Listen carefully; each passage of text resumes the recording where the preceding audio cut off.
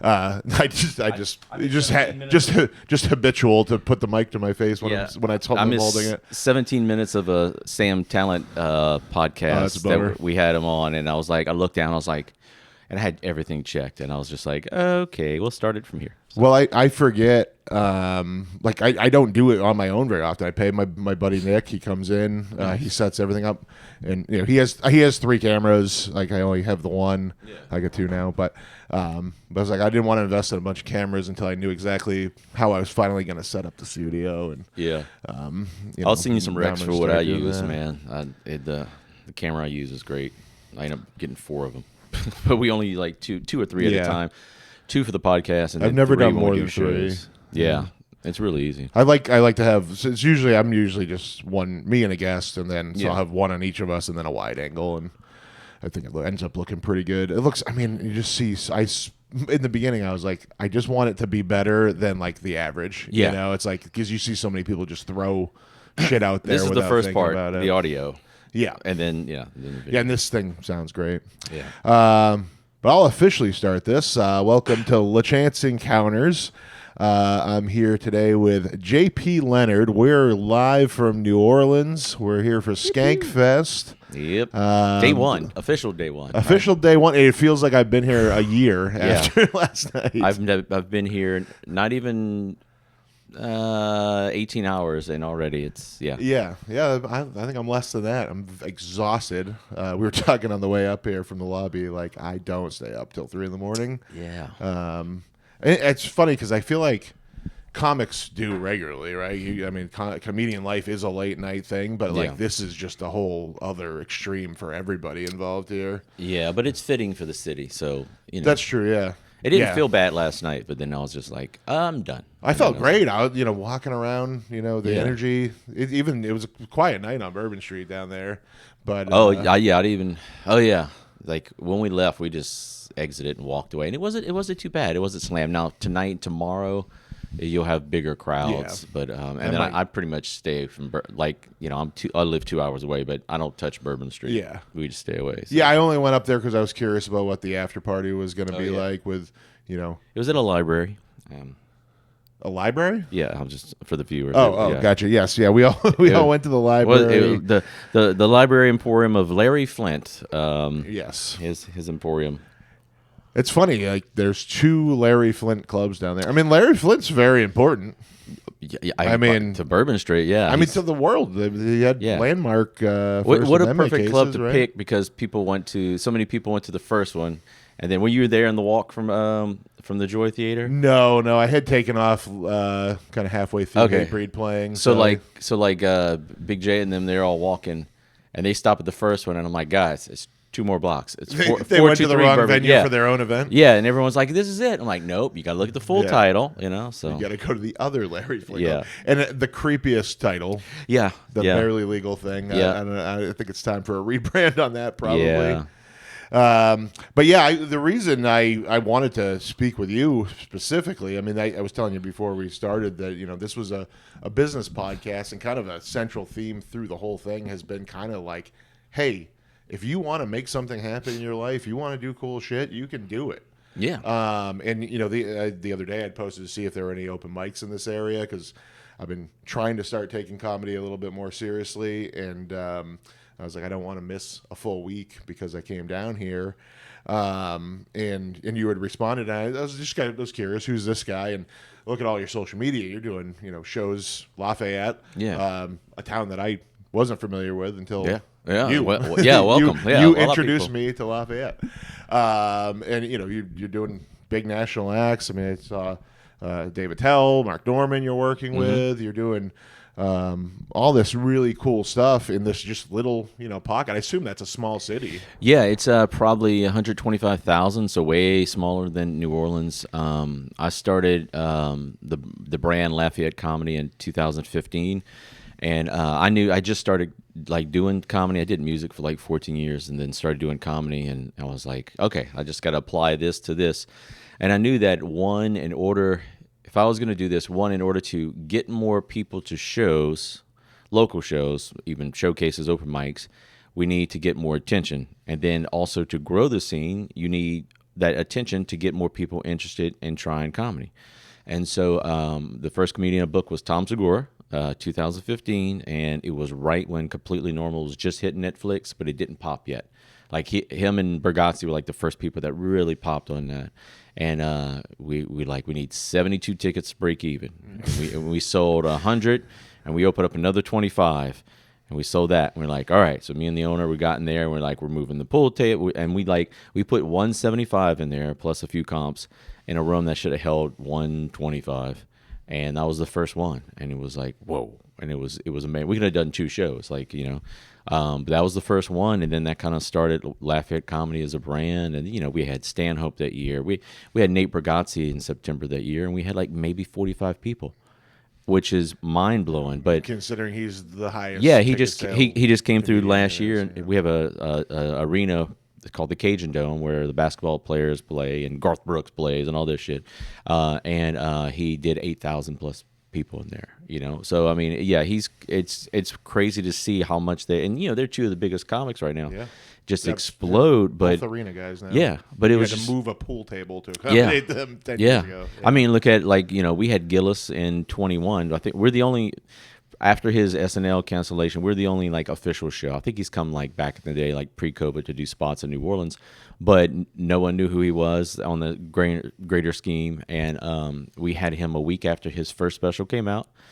We did 2 nights, nicest dude in the world, and then now he's breaking attendance records at arenas, which is crazy. So, yeah, that was my whole thing, was just like, if we're gonna do comedy in town, if I'm gonna devote time, I know it takes to grow this, and that was just kind of like a music background. Like, all right, in order to make it big, a bigger scene, you got to do this, and so that's how I kind of started, and then it just took off to what it is now. Yeah, I think it's something that's interesting about what you said. I also came from music as well, the hardcore punk music scene. Like, I grew up. We saw Hatebreed last night. I grew up on that, crazy. And this is the same. I saw them in clubs, back in the day, and they're playing bigger than what we saw them in last night, usually, but what you said about getting people involved wanting to do comedy is interesting, because I think a lot of people I see look at it as like, who can we get to come just to see us, right? Yeah. They're not looking at getting people involved, and through the hardcore punk scene, I mean, that everybody's a part of it. Like,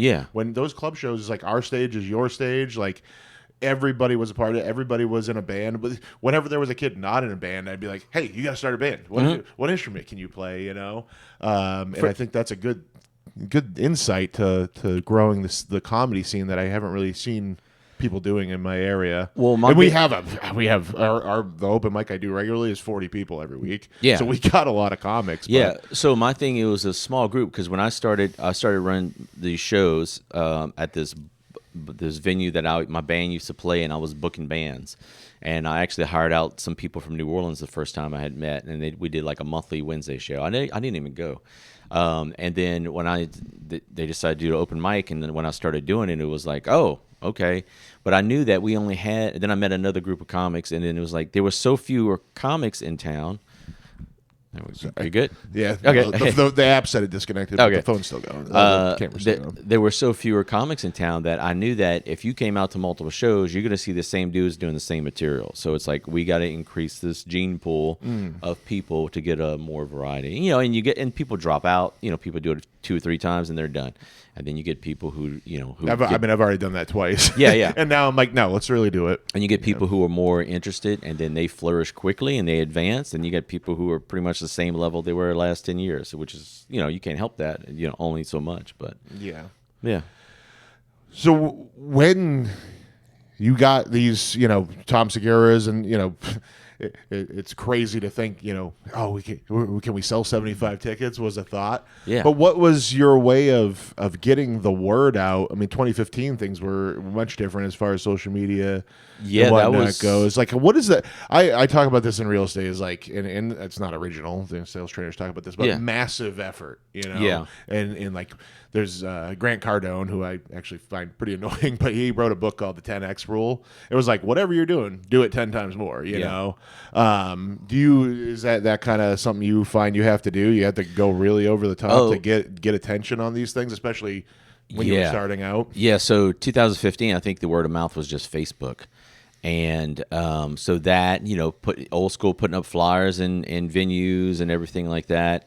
It's just spreading the word like that. I think we sold tickets on bands in town, or no, brown paper tickets. That was what, brown paper tickets. Then we moved to Eventbrite. Yeah, it was just getting the word out like that. And like now, even today, like before I came here for New Orleans, I sat there and I scheduled, like next week I got Shane Torres, Lafayette, Baton Rouge, and then I got Lace Larrabee.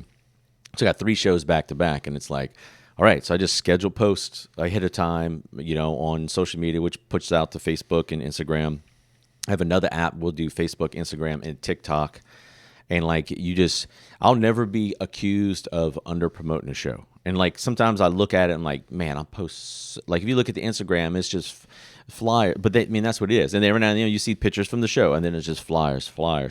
But only if you post about a show 10 times, certain people are going to see that once. Exactly. Or maybe not at all even still. Just and so now the thing is, you got, Instagram and Facebook ads.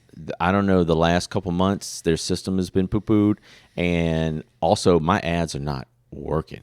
And it's I do everything. I do like the engagement where you can message. I do, you name it.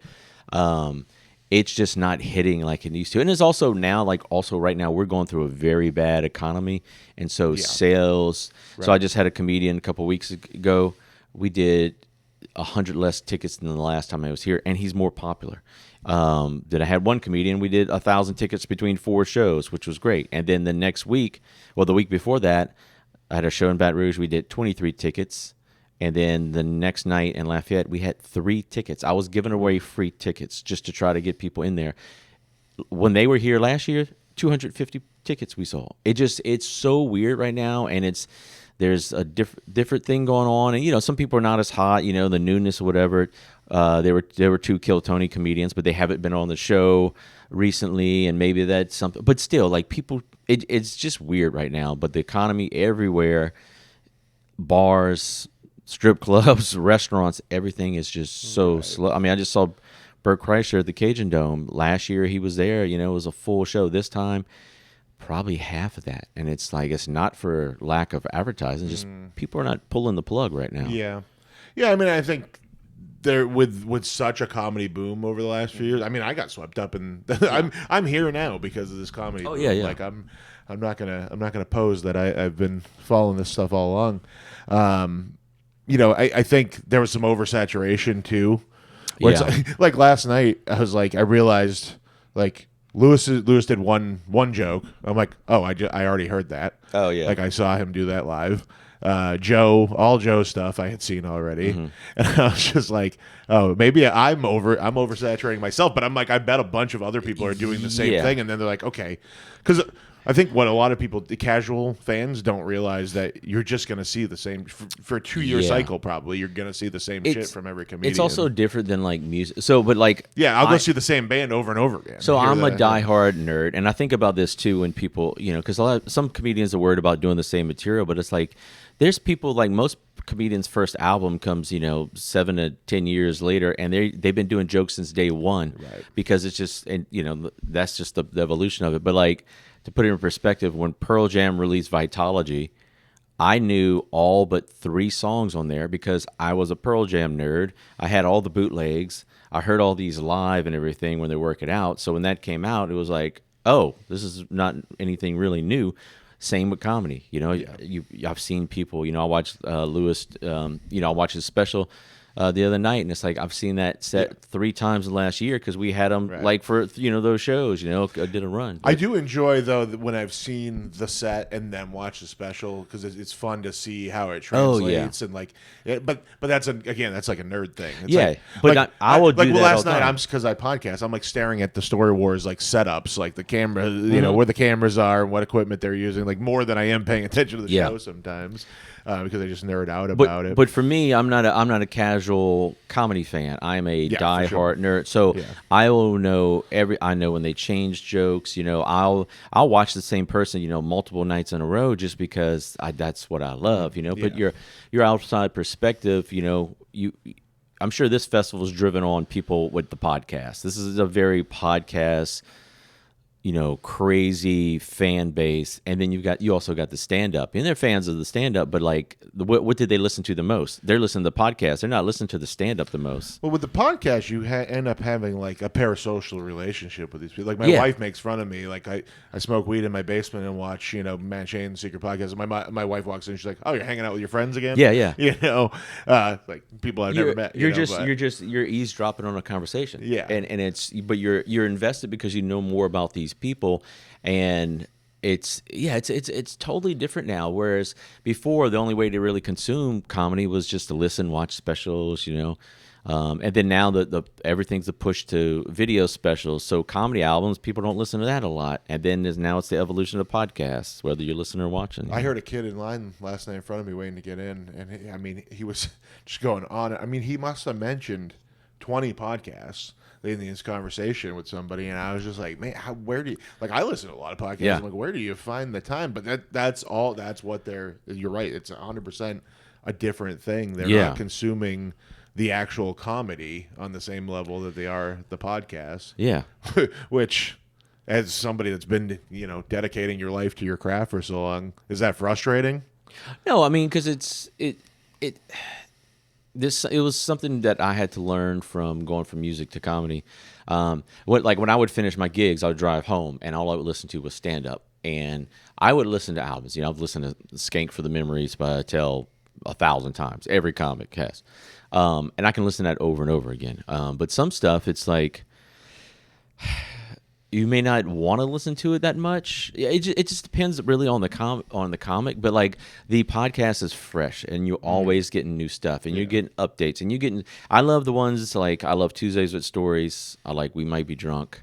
I used to listen to Anthony Jeselnik's podcast a lot, and then from there it's certain podcasts because I like the behind the curtains. I like the inside baseball. I want you to. I love when people put like, all right, we're on the road, and like, it's almost like a little documentary. That's my favorite. I want to see the nitty gritty, rather than people just talking, Yeah, that's what I get very hyper focused on, like the background of what's going on. I'm very into like, how does this happen? Mm-hmm. How do you get there? The neat thing of comedy versus music is like, I don't know how successful your bands were, but you were probably I was in Pearl Jam. Yeah, I was going to say, I bet you were never close to Pearl Jam, right? No, God, no. But no. in comedy, in a relatively short amount of time, you're right that there's not much space between you're doing an open mic and you're doing an arena. There's, in real life there is. On paper there's not, but obviously it's usually 15, 20 years that people have been building on that journey, but really everybody's connected. Like the degrees of separation are so small. Yeah. And I think that's neat. It's like it's one of the reasons that I got so into comedy, because like I said, I advocate to everybody. It's like, hey, if you have a dream, you have a business, you don't have to go punch a clock, is what I really am pushing on everybody. And you're not necessarily going to make a living off comedy very fast. But I'm like, you can watch the evolution live. You can, I when I first started getting into comedy heavily recently, Stavros's clips were starting to go viral on TikTok. That was one of the first ones I said, and it was like you watch him go from, that to boom. He's one. He's incredible. One that really changed the game for him, and it was at a perfect time, and it was during COVID, and he was just like, I'm putting as much as I can out, and then that propelled him. That worked great for him. Yeah, comedy's I hate to use the term heroes, it's kind of hacky, but like the top levels are so more obtainable than if in music. So me opening for Dave Attell, and I keep going back, I don't know why I keep saying Pearl Jam, it's just easy, would be like if Eddie Vedder's like, hey, you guys want to open for us? That gap is crazy. Like last night, walking down the street with Lewis and Jay and all the other comics, Ian Finance and all these other comics, you listen to a lot, and you're like, oh, no one's just walking down there. Like, no one's just going to hang out. Like, Mumford & Sons. They're not walking down the street with a bunch of fans, And it's a different world. But I think with music, it feels like it takes a while unless a song hits. But then that still takes you and propels you over time. But in comedy, you can have like one clip that goes out, or he just has one comedian who's just like, hey man, this dude is great, and now you're in that mix. And once you get accepted into there, it's like you just kind of you step over that line. Once you step over that line, now you're in the mix. People, oh, we know him, boom boom boom, and then it's building from there. Yeah, and I love that about comedy, where everybody does seem to lift each other up for the most part. Every time somebody has a new special, every single comic I follow shares it. Everybody everybody wants everybody to grow together. And another thing that I continually preach on this podcast is like, hey, nobody's in competition, no matter what it is. Yeah. Like you can build each other up. I had a few months ago, a local guy does just has like a community organizational like group for businesses in our local city, and that was his thing. Has been, hey, he's not from our area. He came in and he's like, I'm going to make everybody get along and work together, because if you're coming to my business, you're also seeing the 3 neighboring businesses. And if you're going to those, you're seeing mine. And you realize there's tons of stuff going on here, and you just keep coming back to the same area. It helps all of us grow. And that can be more true in comedy, where it's like there's some people who don't get it, and those people don't last long. Right. Like it's like, what are you competing for? It's like, and it's like, oh, who's the best? It's like, is it a best? Because it's so subjective too. Yeah, it's just in anything. What's the best Italian restaurant? What's the best this? For me, the best comics are the ones I relate to the most, and it tends to be just guys my same age that grew up in the same kind of socioeconomic background. Those are the guys I relate to, and their jokes. Like I went to see Dan Soder, was one of the first ones I went to when I was starting to really get into it. And I look around the room, like, every one of these guys is fat, thick-rimmed glasses, beard, tattoos, my age, and I'm like, it makes sense, because we just grew up in that pocket. Like, I'm pretty much the same age, and he grew up I grew up in rural Maine. He grew up in Colorado. It's similar mountain type world. And I look at my favorites. Like, I have like a top 5, 6, or whatever. But like, when I look at that, like Attell and Kinane, Rory Scovel, Sean Patton, Joe Liss, CK. Right now, that's my favorites. And all of them should be the biggest freaking people in the world to me. And Attell's a legendary. He's got that. Joe's got success. Kyle's got success. Rory is got all that.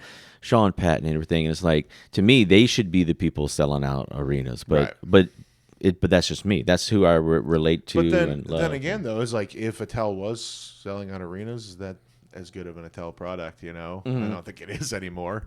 He'll be as good, but it's just not the environment you want to see him in.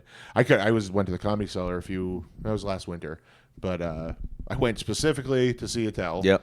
Mondays or Tuesdays, and he was up there with Ian, and they were doing their thing. And then about 10 minutes in, all right, that's our time. And I'm like, the hell just happened? Yeah, Chappelle was there. Oh yeah. So I mean, it was awesome to see Chappelle, but then I was like, damn it, now I need to do this Attell thing again. Yeah. Well, I'm going. I'll see him. He's here, right? He's coming. I think he's in today. Not.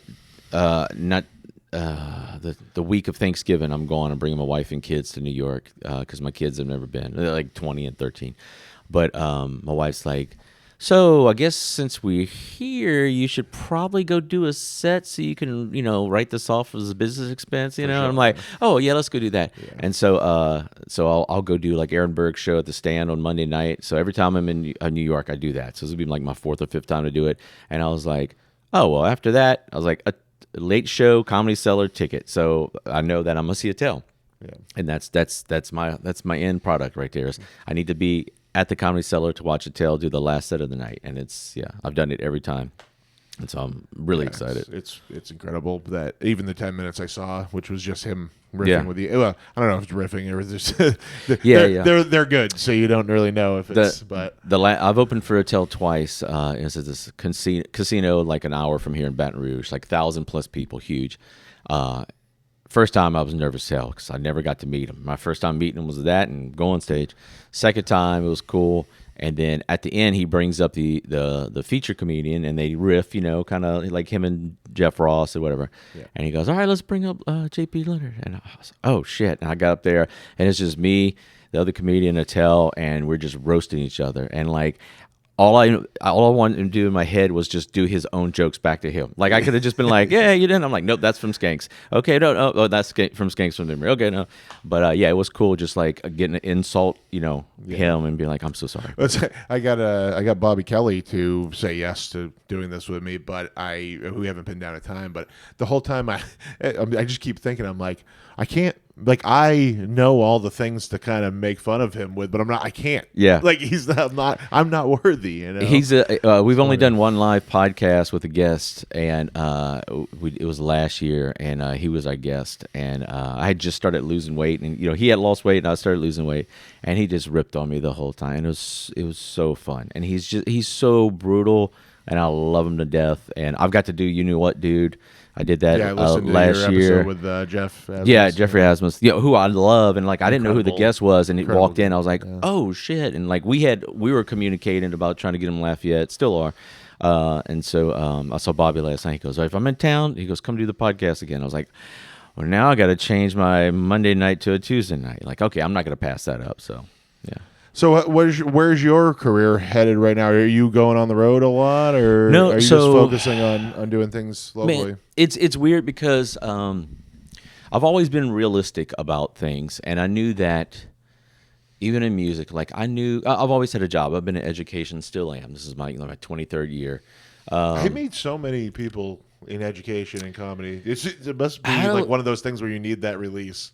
There was a lot of New Orleans comedians who were teachers or worked in education in some way. It was just, I don't know. It's just, you always know your schedule, and it's kind of, so for me it's like to really get on the road, to like really hit it, like like someone not even to a grand level like a Sam Talent who just just lived on the road and all that.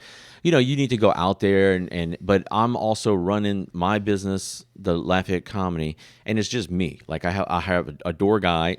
He's not even a comic. He's just a comedy fan. I have another dude who became like one of my good friends. He was just a comedy fan. They come every now and then. I'll get a comic to work the door, but I'm doing that, and so it's hard to get away. I'll make and the club I use is inside of a DoubleTree hotel. It's a nightclub. Mark Norman calls it the best room in the South. Todd Barry loves it. There's so many comedians like, this is an amazing room, but I don't always get to use it because the hotel's the main conference hotel.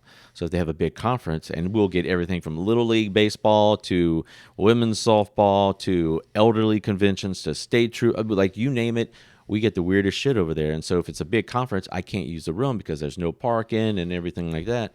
So when that happens, that's where I kind of go, okay, now I'm going to do something. So lately I've been kind of, going more to Houston, going to Austin, hitting Florida, trying to, in April, I went to New York for a week, just did shows. Now, like January, I only have like 2 nights booked in that whole month over there. So I'm like, I'm not doing any of my other local shows and any of my other venues. I'm just going to take that time. Either I'm not doing comedy or I'm go hit the road and do shit. So I think I'm going to do that and just try to get out there. And it's like right now, Louisiana is weird because we don't have comedy clubs. So there's one like comedy club, and it's called Silly Rabbit in Baton Rouge, but that's a black club that comics do, but it's different. It's not a huge room. 100 or something they can hold at a time. It's a great room. I've done some shows there. Recorded my buddy's album over there. That's the closest to a full-time comedy club in this state. So New Orleans doesn't have anything. There's a place called Sports Drink, which I did last night, where Rory Scoville's doing 2 sets, but the room's about this size, like 45 people. It's packed. It's a crazy setup. Yeah, I saw a picture of it from Sam's show on Wednesday, and it looked awesome. I love that. Yeah, you can only do so much there. It's great, but like it's in there, and it's I love that room. And that dude, like his name Andrew. He's a big comedy nerd.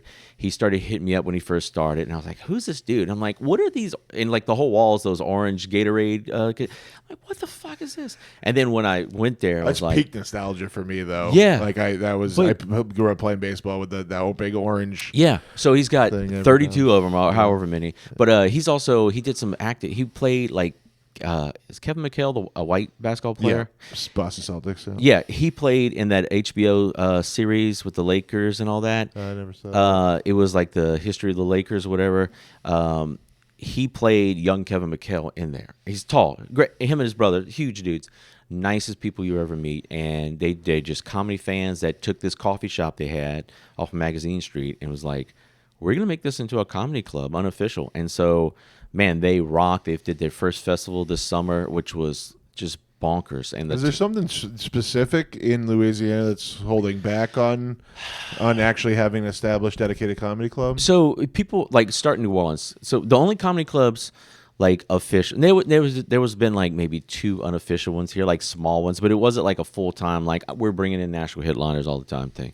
There was one in Baton Rouge. There was a Funny Bone. There was one in Shreveport, Northern Louisiana, which is like right on the Texas border. That was another Funny Bone. But like New Orleans, some people have tried to do it here and it failed and flops and whatever. I think New Orleans is just weird because people come here and the mindset is party. That's it. Yeah. Eat, party. We're gonna, drink, throw up, and repeat. Yeah. And those aren't the fans you want in a comedy You do not show want those at all. people. You don't want So people fucked up on let's that say level. at night, let's say like let's say there was a comedy club on Bourbon Street last night. Would you want all those people who've been drinking and hitting like, all right, come in and be quiet? I was standing there just watching people stumbling. And Oh, I was like the most I've been there before. I've been to Nashville and Austin, and this is the most people I've seen that couldn't walk in a straight line at the same time. If it's a bachelor party or bachelorette party town, you don't want that. Yeah. Baton Rouge is an hour away from here. That's our state capital. It's like Zany's in Nashville is like way away from all the other stuff, probably intentionally. But Baton Rouge doesn't have anything anymore. They haven't had. I think that Funny Bone closed before I even like started comedy, like 10 years ago. So and they hardly have like they have like one main open mic. You got that other club, but they rarely have any other shows. So I started like a year ago bringing shows at a brewery. It's a place called Rally Cat Brew, and I started bringing shows over there. It's freaking great. We've had Sean Patton. We've had Luis J. Gomez. Next week, we got Shane Torres there. I got Sean Patton coming back in January. I got Sam Talent in April there. It's like, oh, well, if you guys like comedy, let me bring stuff to your room. Yeah. It's another place. It's like a big arts theater, but there's nothing dedicated. And then, another hour is us in Lafayette. Well, it's just that room right there. There's no...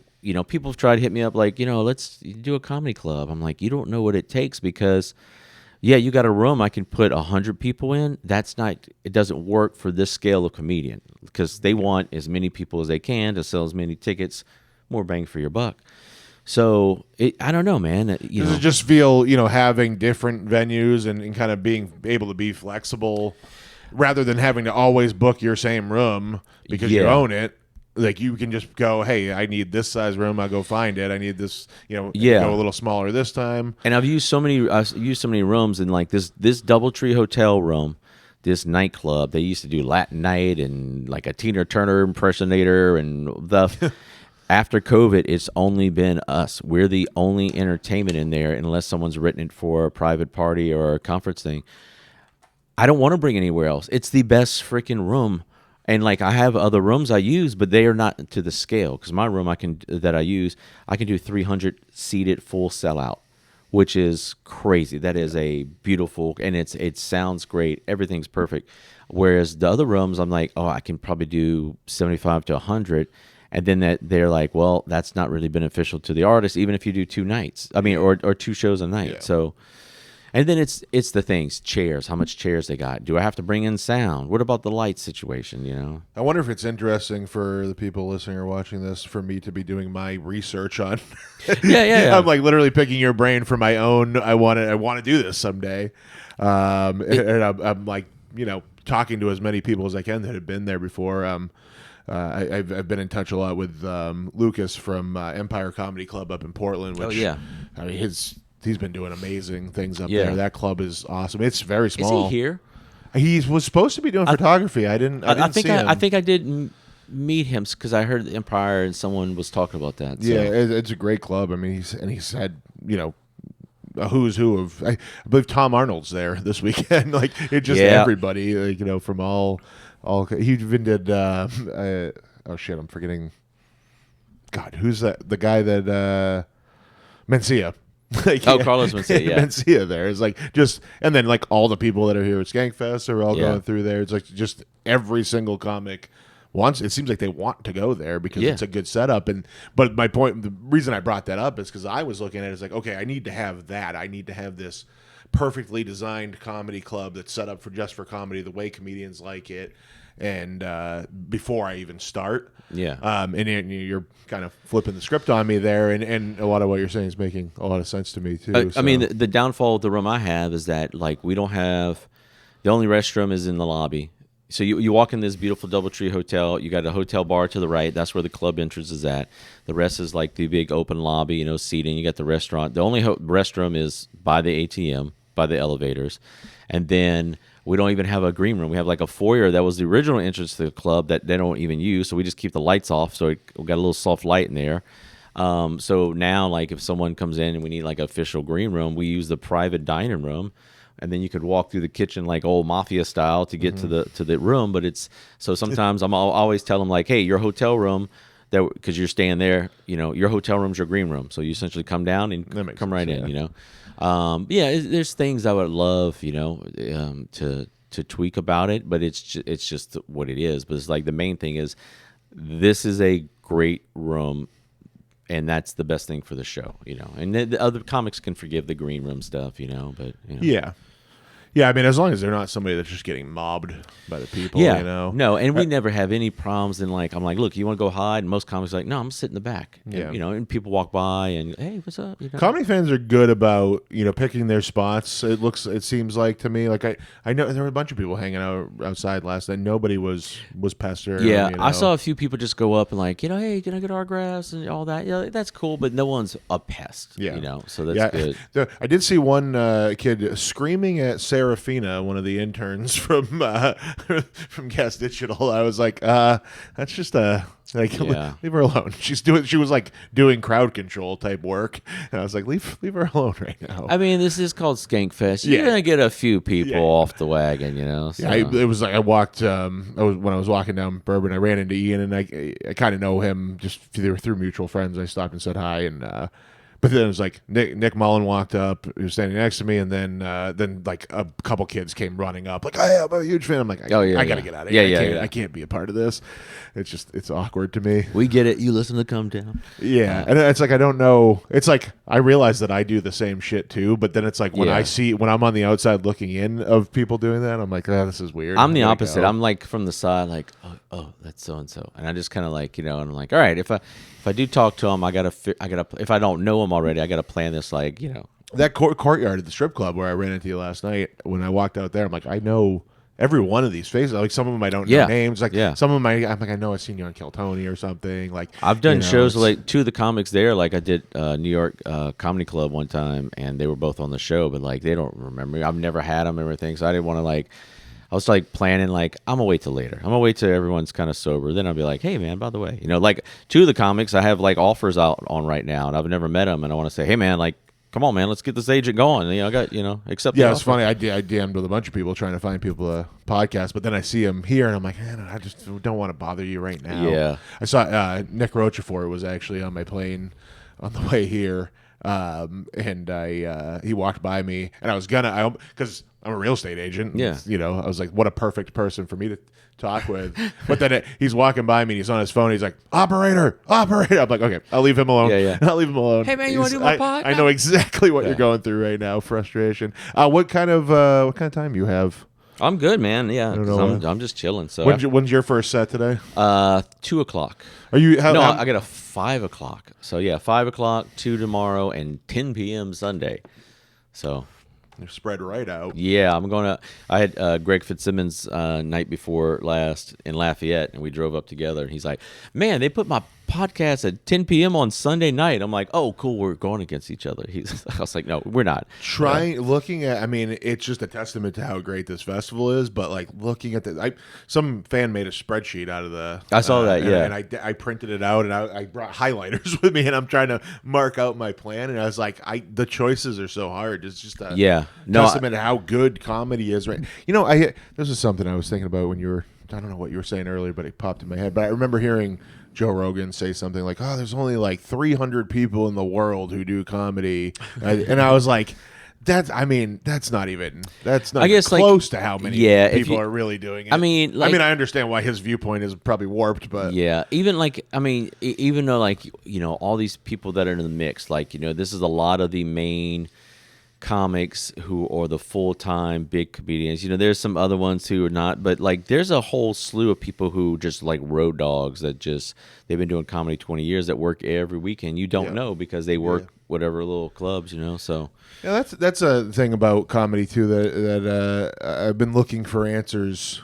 It's like, why aren't the features and the hosts more of a part of the promotion? I mean, I know there's this thing I've heard people talking about, like, oh, we don't let the features sell merch, only the headliner sells merch. A lot of these things, and like when I was playing music, it was like part of the thing of getting to play with a bigger band was that your name was on the flyer. Yeah. And, and that was, people would see that and then make, okay, this band's doing good things, we can book them now, That's a good point, man. Why do the hosts and features get so buried in comedy?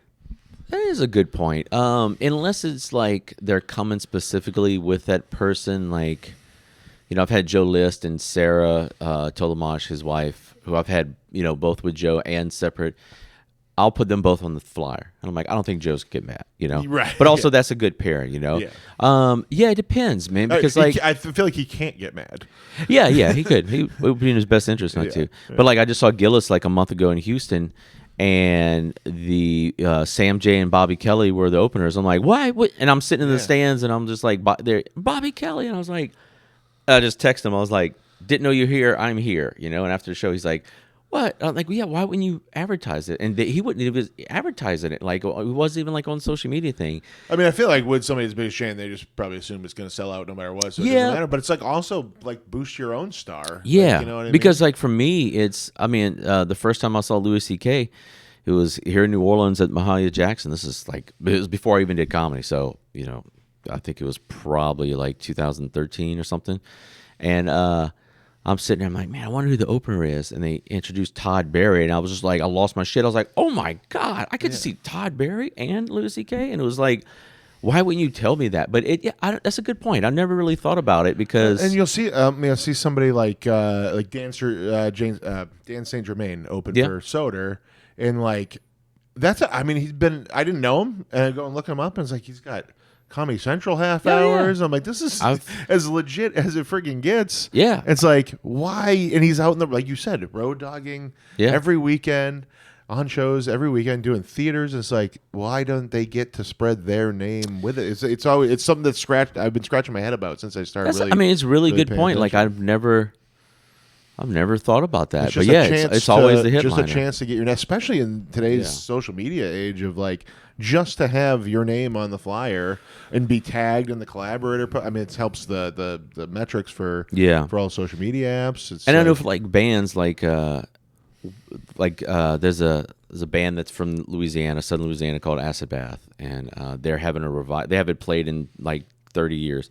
One of the original bass player passed away, and then I grew up watching them in high school parties, and birthday parties. And earlier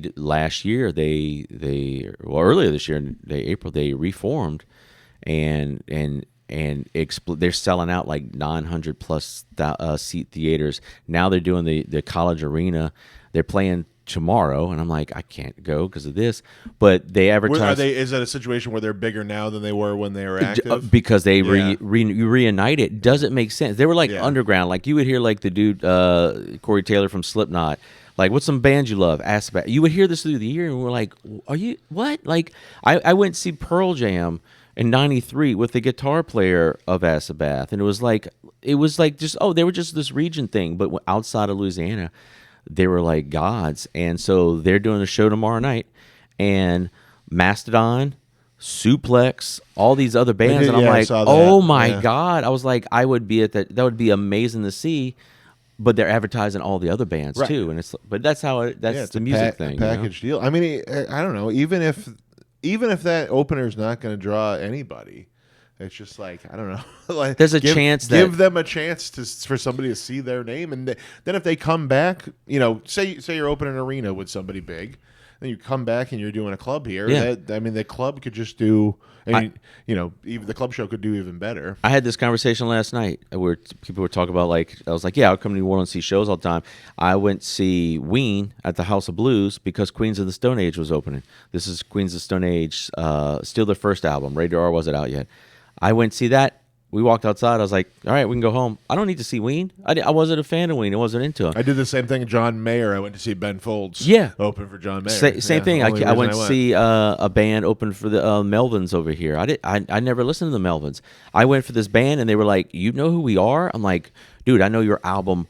I was like, why didn't y'all play this song? This is my favorite song. And they're like, who the fuck are you? And I was like, I'm a diehard nerd. And they were like, all right, well, man, like you going inside and watching Melvins? Like, I'm good. I'm talking to you guys. I just went to see the Melvins when I was a kid because there was the Nirvana connection. Oh, and yeah. I was now obsessed, like at the gym, I'll put like a mix. Melvin's always on there, so it's like, oh, okay. But then I believe it was the drummer from Bleach was the drummer for the Melvins at the time. If I remember, I was 15, so that's I don't 27 years. Yeah, because before Grohl, yeah. It's weird, but yeah, I've never thought of that. Like, yeah, well, you don't put more people on the flyer. It was like it just jumped out at me immediately from doing hardcore shows for so long that I was just like, where are the open? And why can't I get frustrated because I want to know because I might make my choice if I'm going to go 100%, based on who's going to be on the show. And like fortunately, like some of the venues, like you just DM them and be like, hey, who's on it? And they'll tell you. But it's like, I saw Tom Segura at our local arena and Jordan Jensen was in the middle and. Like, I mean, I had gone. It was a mortgage company. Took me. It was a business thing. They had rented a suite at the arena. Nice. But I was like, they weren't. Josh Potter opened. Nobody's paying attention.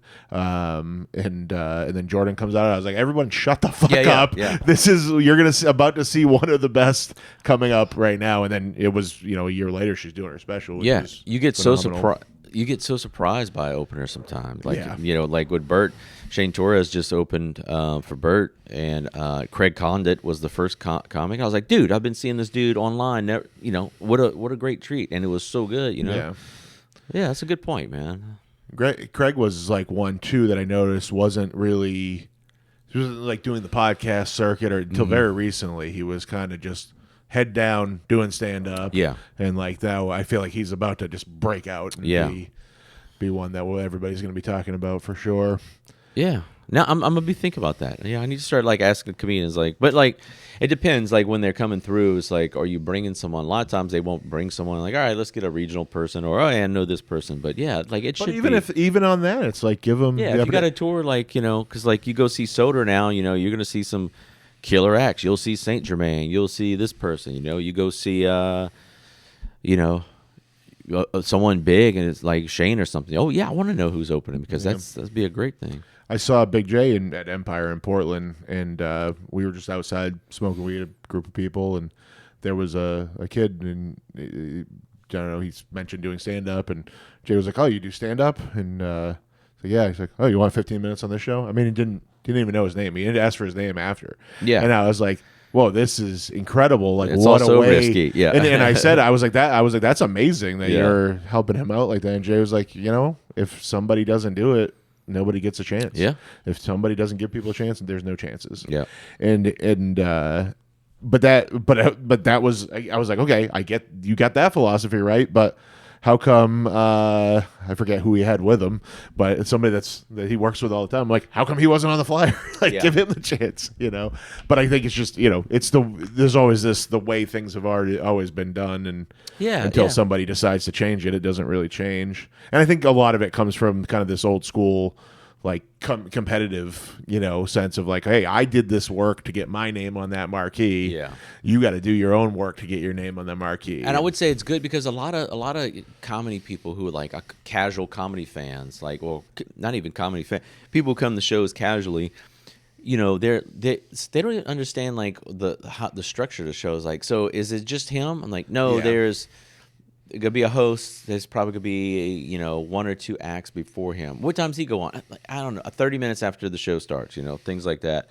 So they don't know. So if you say like, hey, all right, it's gonna be so and so and so and so, and that was something that took me a little bit to get used to with comedy was that the fans don't know like really the like Yeah. in hardcore punk is like everyone in that room had a band or booked shows or had a zine or something. Everybody was involved. Everybody knew each Yeah. other, and comedy is different where there's an audience coming. How many people that you talk to is like, oh, I'd never do it. There's Yeah. no way I would ever get up on that stage. It's And kind of like they just don't know the inner workings. But like Yeah. I went to see Ian Bagg, and we were going to the late show, and a guy I know was walking out of the early show. Not a real big comedy fan. He goes, that guy didn't do one single joke. He just talked to the crowd the whole time. Yeah. And I was like, okay. And, I was familiar. Like, I knew what his act was like. I go in, I'm like, I've heard half of these. They're not, he's just that good that you thought that's how that good. he was. Yeah, you're like, well, all right, like that. Oh, this dude has no material. He just talks. Like, no, like it's that's like, all bits. Yeah. Yeah, I call those. People would say that about like Stanhope, and so when you can tell.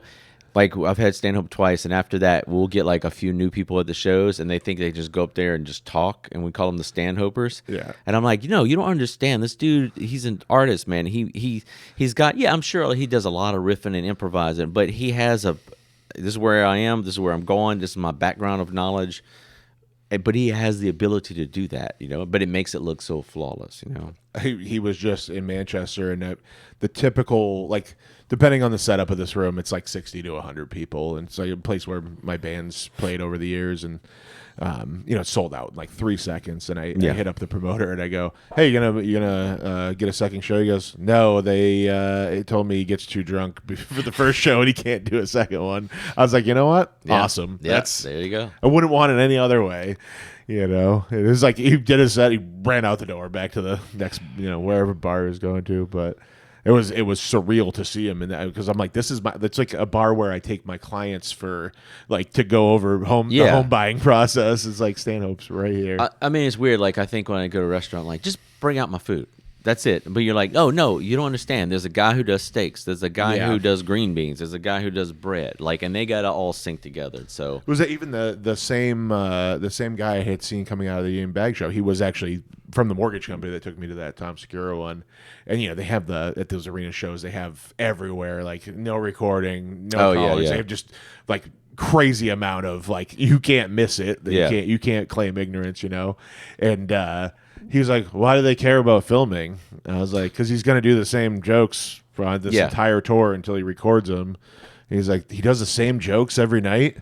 Like, yeah, it's like it's all, he doesn't just make it up. Like, you think you go try to make up an hour? Yeah, like just make up. It's just but it's like that was that whole thing of like, oh, people don't really understand. They don't I didn't realize that. I thought everyone was a nerd. I was under the impression too when I first started. Like, I felt bad about doing the same jokes, but like, you realize it's like music, a little different. But like the bands, you can change the set list. You can do this. There's nights you drag the song out, whatever. But it's the big difference is music and playing music. I always say my worst gig is I was a background jukebox. That was it. That was it. Yeah. And it's familiar. You can do everything else while it's still in the background. With comedy, it's shut up, listen, and then, and then it's like, oh, you're paying attention a little more. You start hearing these jokes, and then it's, but sometimes, like, I'm like, I don't even want to do my same jokes. It's a weird psychology thing, Yeah, I couldn't do that at first. I was only doing one spot weekly, and I was like, I got to have a new 5 for next week. Yeah. Like, I can't just run it right back. Now what I'm working into is they got 3 different spots that I can do weekly, and I'll have 3 different 5s that I can rotate, and then I'll feel pretty good about that if I'm only every 3rd week, But it's like, the same time, you think you're doing it in front of all the same people, but you're not. Oh, no. Like the one I have that's, the one I go to that's 40 people every week, it's like, it is, for the most part, the same 40 people, but there's 25 of them in the back just shooting the shit, not paying any attention. There's 15 in the room, so it's like you are actually having different people see it every week. Yes, but also I worry. It's like, okay, I'm not gonna, if people already know it, I'm not gonna get the right feedback anyway. So at that point, I could just be doing it to my camera at home. It's playing to the comics versus playing to an audience, so. Which is that transition is actually easier than I expected. Yeah. The first time I got to do that, I went. You're familiar with Will Noonan? So Boston I know that guy. name. Yeah. Yeah.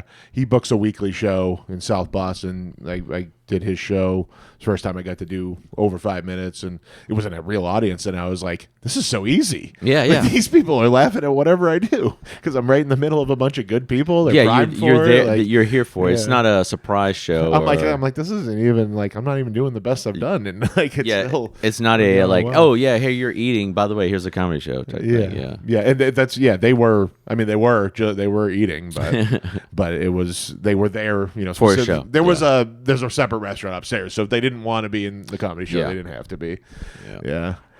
Well, who are you looking forward to this weekend yourself? I know you're performing, but is there anybody you haven't gotten to see before that you're gonna get to this weekend? No, man. Well, there's a few people, but like for me, it's just like really taking it. I want to go see. Like I was just looking. I get my thing is like a reminder, like this. I have all the shows looking at. Like I went through with that. I just like pulled up the website and I just put in my calendar. Like, all right, I made a separate calendar called Skankfest. And then that way my wife wouldn't see everything I keep at, and that way she wouldn't get the notifications.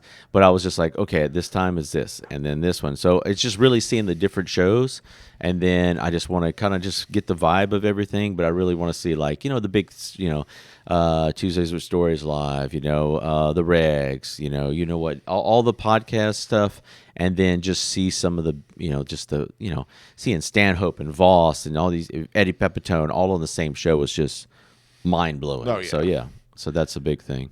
For me, it's like I want to see people that I have not know nothing about. Yeah. That's like Kurt Metzger. I was familiar with him, but Yeah. I'd never seen him do a stand-up set. I got him, and I thought he was one of the best last night. Yeah, He was I ripped. didn't get to see his set, but I introduced him because I want to introduce myself. I was supposed to have him like a month or so ago, but something got messed up in New Orleans, so we rescheduled. So I have him in February. I'm like, hey man, I just want to say, hey, I got you. He's, oh, you're the dude. Hey. And then my buddy, a comedian from here in New Orleans, Isaac Cozell, used to write for Splitsider, and when Kurt's special came out, I forget what it was called, but it was about his life as a Jehovah's Witness. My buddy's I didn't know that about him. Get ready. My buddy's a former Jehovah's Witness. Interviewed him. They hit it off, and I was like, by the way, my friend Isaac, who interviewed you, I told him who he was. He goes, whoa, how's that dude doing? And then just Kurt just like conspiracy theoried on me for stuff, and I was just like, whoa, this like, okay, buckle in, this is a ride, And so, I worked with a Jehovah's Witness for years, but it was funny because he had a hardcore punk background, so Yeah. he like kind of he moved away from the religion for a bit. He got into like graffiti, and he was living this like whole outside of the church life for a bit, and then he came right back to it and like raised his family that way and everything. But so it was neat to talk to him because he knew exactly like what I felt about it because he went through the phase a little bit. And it was somebody that I could finally like peel the onion back on that world and be like, what actually, because I feel like it's like almost cultish in a way. Oh yeah, totally is. And it's like, I mean, I just didn't want to blanket insult religion, but that's, I mean, that's just kind of how I feel about religion. But Kurt was telling me their last own. night, I was just like, whoa, like I am not ready for this right now, but I'm going to listen so I can like process this later. But yeah, I can't wait to hear the rest of it. So yeah, it's but I remember we were walking, we were going to a job. We did replacement windows together. And we were knocking to get on this customer's house, and finally comes to the door. He goes, "Oh shit, I'm sorry. I thought it was a friggin' Jehovah's Witnesses again." And my coworker goes, "Oh come on, we're not all that bad." And that guy felt so terrible. I'm like, "But you wouldn't have, you wouldn't have felt bad about it." All right, well, I think it's about time to. my watch just said, "Hey, the bodega walk starts in a second." Doing this the skank walk. Yeah. Tell the people where to find you. I don't think my listeners are coming out to any of your shows. Yeah, I here, mean, but get lost. they can check your stuff. Do you have? I meant to ask you. Do you have any material out there recorded? An album or no? That's I've been kind of like in August. Me and another comic, we recorded at Sports Drink. We recorded. We each did 2.5 hours and I was like, if it would have been great and flowing, I would have maybe looked at like doing like a, maybe a small little, 20, 25 minute special, kind of like what the Gas Digital did, but it was just like the crowd wasn't full and everything. So, no, it's just little pieces and everything, but, I don't know. I don't get to run a full hour, because I'm one running all the shows, and two, I'm never like, oh, I'm gonna book myself to headline tonight. So now I'm just part of me trying to get out and do longer sets or whatever. But I was like, oh, I've got the material. It's just I need to make it a special, if you would call it a special. But no, so it's just I like think there's a little lot clips. of stuff coming out it's not a special, it's a recording of comedy, and it's I bring it back to when I did music. If it was 1997, you're like, hey man, my band has an album. I'm like, dude, y'all must be good, because that means you had to have the money, you had to go to the studio, right. And then like, then 10 years later, you're like, hey, my band has an album. I'm like, cool, you got a Mac. Because it just became easy. Right. Now with everything, there's people who, there are people who are putting out movies record on iPhones. The technology's there. You just got to get good audio, get everything. So yeah, there's a lot of specials that are not special, and so that's why I just kind of been waiting. There's no rush for me to do it. Plus, it's not like, oh, I'm turning over material because I have room for all this other new material, and I'm not. The difference doing comedy here versus like New York, LA, Austin, Chicago, like the big scenes, is you can get up every night. Lafayette, we have one open mic, maybe two, depends on the month. Other than that, I got to go an hour west, hour east, 2 hours east. So, your time is very limited. So yeah, I don't. Well, you're also doing different audiences that way too. Yeah, like I've done some New York City mics, and it's like I see this. I do 3 in a row, but it's all the same people. Yeah. So no, so I don't have anything. Right now it's just little clips and just kind of decide what to do. But LafayetteComedy.com, at Lafayette Comedy is the production where we're bringing all the shows, and then I am at the JP Leonard on everything, and yeah. Awesome. Well, I appreciate it. Yeah, man. Thank you for doing this. We'll check out JP's stuff if you're ever in Lafayette. Yeah. Or more likely you'll be in New Orleans. Take the 2-hour drive. Yeah, man. Take the 2-hour drive, see what he's doing. Look, we have the too. Tabasco factory. You can come tour, see where it's made, which is really cool. That excites me. Dude, it's my favorite. I've been going since I was a kid for field trips. And then, Cajun country is Cajun Zydeco music. We have a big free international festival every April. And it's a unique town. But and you get a different set of food, and people. It's known for food, so that's the main thing. Again, that brings me there. As well, yeah. Yeah, come to Lafayette. See a show come on down. Yeah. All right. Thanks a lot. Yeah, man.